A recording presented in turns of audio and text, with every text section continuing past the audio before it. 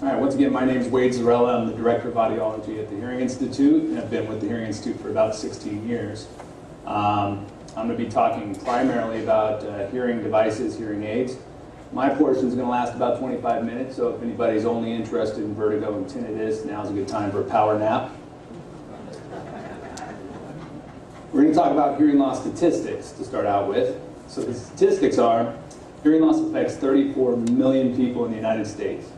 30% of those over 60, 50% of those over 75.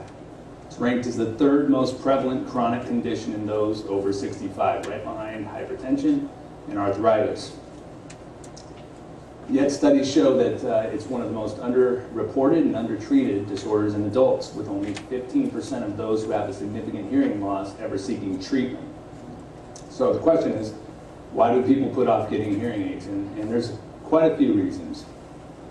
One is the slow progression, like Lucian talked about. Sometimes the hearing loss comes on so slowly that you can only remember what you heard yesterday. You can't think back 5 years ago as to what you're missing now.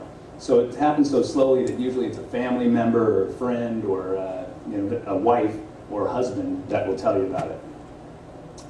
Obviously, the cost can have an effect on people putting off hearing aids. Costs of good hearing aids, digital type hearing aids, for example, range between $1,000 to $3,000.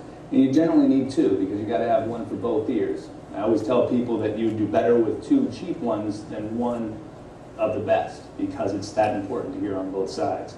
And you couple that with the lack of insurance coverage. There's no Medicare coverage, and a lot of supplementals and that sort of thing also don't cover hearing aids. So that plays a big role. Reputation. I don't hear it as much as I used to, but I still hear this when people come into my office. I don't know anyone who's happy with their hearing aids. To which I say, well, they didn't get them from me, right? But in reality, the people who are happy with their hearing aids tend to keep it pretty quiet. You know, maybe they're hiding them, maybe they don't want people to know, and they're doing well, so they don't need to advertise. People who are unhappy with their hearing aids tell everybody because, of course, they can't hear people, so it's pretty obvious. And then also we've got the stigma, okay? And this is not as bad as it used to be, but we hear people say, well, hearing aids are for old people, they're for the frail, for the handicapped, that sort of thing. Actually, the older generation, those over 65, 70, they often remember a grandma or a mother who had a big hearing aid that was stuck in their bra, and it was wires going up to their ears, and they whistled all the time, so they thought to themselves, I'm never going to consider a hearing device. The younger generation, like Chelsea, who is my audiology assistant, she's 26, wears hearing aids and doesn't think anything about it, because to her, it's just like an iPod or an iPad or Bluetooth. It's just another piece of technology that helps her out and gives her an advantage. I think the biggest reason, by far, that people put off getting hearing aids is that the hearing aid dispensing profession as a whole has done a horrible job of marketing our services and earning patient trust, okay? People don't know what to expect, they don't know where to go, they don't know who they can trust, so they just are paralyzed, they put it off. And the biggest reason is hearing aids are marketed and treated as a simple commodity, okay? So if you look at these pictures, you've got an appliance with $598. You got 60% off. You got 399 mattresses. Blowout sales. Blowout this. These are things that you bring home. You buy at a store, like a Costco or a furniture store. You bring them home. You set them up, and you never have to think about them again. And hearing aids are by far not a commodity, and therefore I don't believe they should be advertised like this.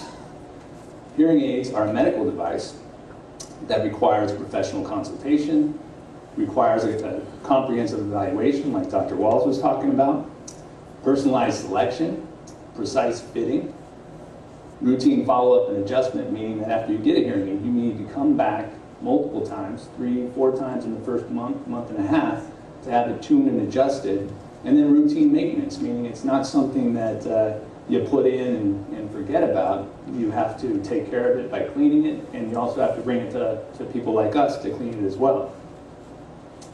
So why are hearing aids treated like a commodity? Well, I think one of the biggest reasons, in my opinion, is that unlike most health-related professions, an optometrist, pharmacist, chiropractor, They'll require an 8-year doctoral degree. A dietitian even requires a 4-year bachelor's degree, but no formal education is required to dispense hearing aids. Okay? So you're going to run into two types of dispensers out in the world.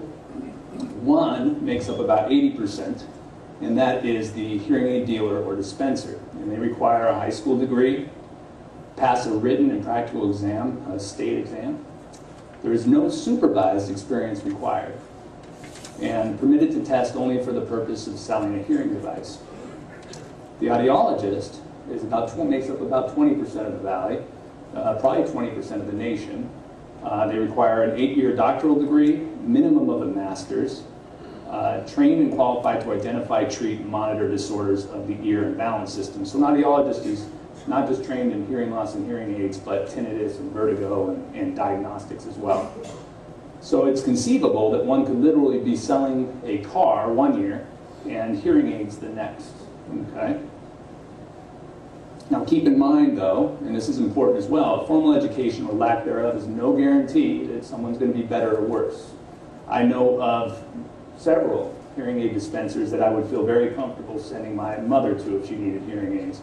And I know several audiologists that I wouldn't send my worst enemy to. So when you go in, obviously, you keep in mind, just be aware of the differences, but there are dispensers that are quite good.